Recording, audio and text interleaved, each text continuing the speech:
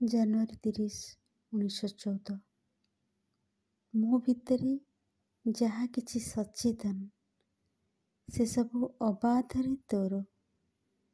ଏବେ ମୁଁ ଧୀରେ ଧୀରେ ଏବଂ ସର୍ବଦା ଚେଷ୍ଟା କରିବି ଯେପରି ଆହୁରି ଭଲ ଭାବରେ ସେହି ମଗ୍ନତଳ ଅବଚେତନାକୁ ଜୟ କରିପାରେ, ଯାହା ବର୍ତ୍ତମାନ ବି ଅନ୍ଧକାରାଚ୍ଛନ୍ନ।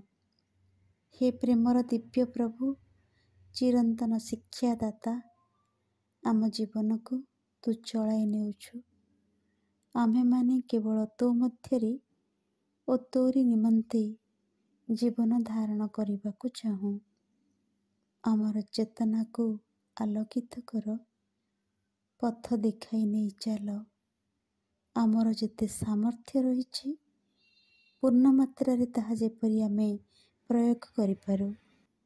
ଆମର ସମସ୍ତ ଶକ୍ତି ଯେପରି ନିୟୋଗ କରିପାରୁ କେବଳ ତୋରି ସେବାରେ। ମା।